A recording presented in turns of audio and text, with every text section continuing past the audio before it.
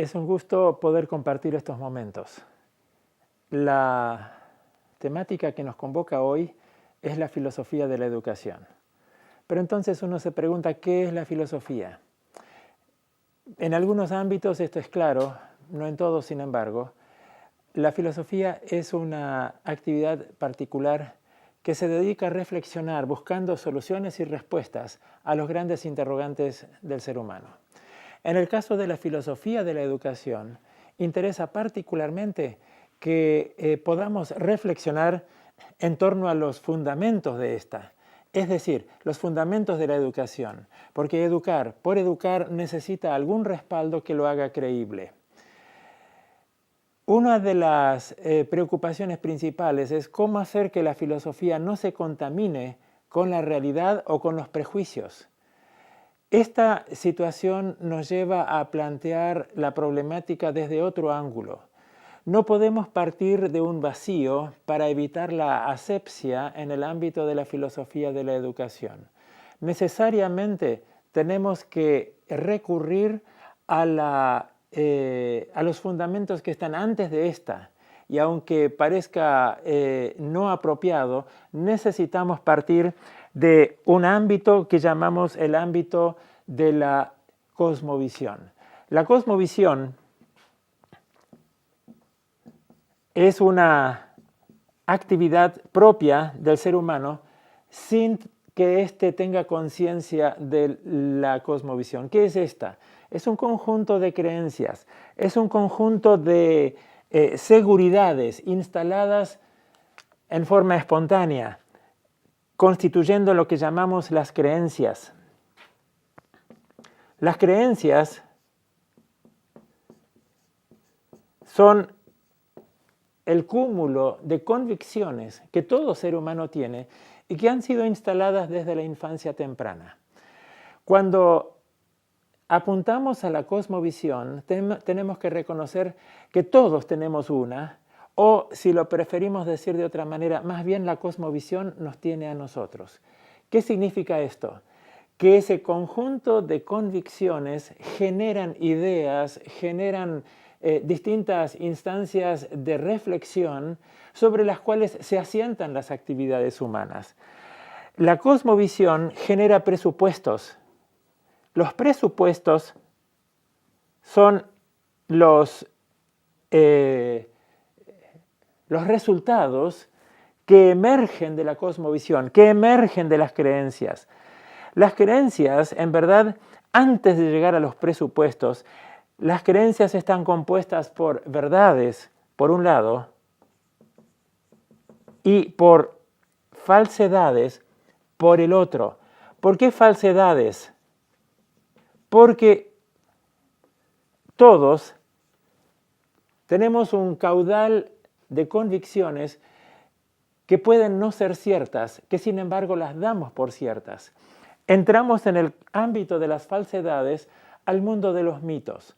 Los mitos son aquellos elementos que nosotros cultivamos heredados de la circunstancia social en la cual vivimos y que también componen el cuadro de las creencias, con un solo problema, y que no es menor. Las creencias verdaderas y las falsas, para quien las tiene, no son diferenciables, no pudiendo saber cuándo se trata de verdad y cuándo se trata de falsedad. Sin embargo, constituyen la cosmovisión. La cosmovisión genera presupuestos que son los elementos que tomamos en forma gratuita como base para la reflexión. Y recién allí podemos entrar a un ámbito que llamamos ámbito consciente.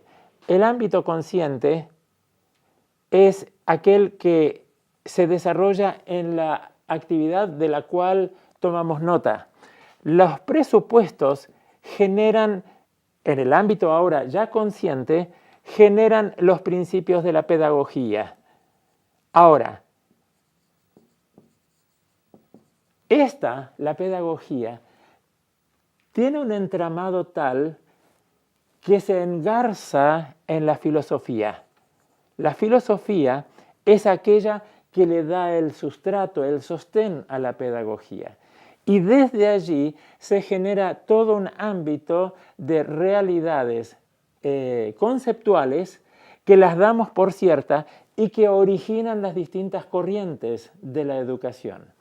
Dicho de otra manera, las corrientes de la educación que están en el plano consciente se asientan sobre un plano no consciente que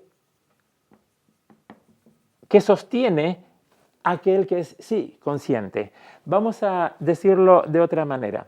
La cosmovisión, que es el eje de la reflexión filosófica, genera un ámbito que nosotros damos por cierto, que es prefilosófico, que es preteórico y que genera presupuestos desde las creencias que están en sus bases.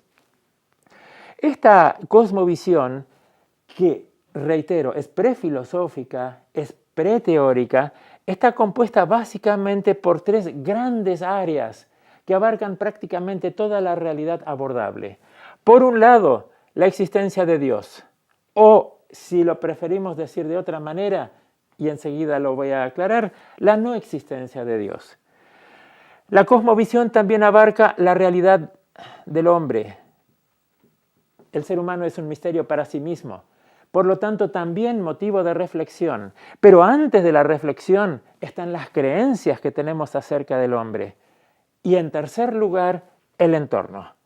El entorno marca pautas de sentido, dentro de las cuales el ser humano se mueve. Dios por un lado, el hombre por el otro y el entorno además constituyen la trama de la realidad acaparable por el pensamiento humano. La existencia de Dios cumple un rol fundamental. Su existencia o su negación incide en el desarrollo que haremos de la constitución filosófica, incide en la organización de aquella circunstancia filosófica que nosotros usamos, sobre la cual vamos a asentar la pedagogía. Su existencia o su no existencia incide en la conformación del ámbito pedagógico y de la filosofía de la educación finalmente. Lo que creemos acerca del hombre es otra instancia muy importante, porque según qué es el hombre, así vamos a actuar con él. En cuanto al entorno, es el lugar en donde se despliega lo humano y tenemos que tener también algún sentido del entorno que le dará sentido, a su vez, a la educación. Dicho de otra manera, la filosofía de la educación nunca puede partir del vacío, siempre parte de esquemas que ya están trazados y que ya hemos incorporado desde la herencia social. Al haber conjugado un tipo de creencias, al haber conformado una cosmovisión y haber derivado presupuestos que no se discuten, que se aceptan como axiomáticos, generamos la pedagogía de la educación, la filosofía de la educación.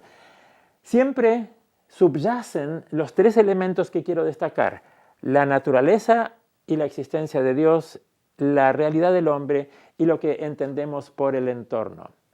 Desde el ámbito de la cosmovisión necesitamos hacer una distinción entre dos grandes líneas de pensamiento que han caracterizado a Occidente.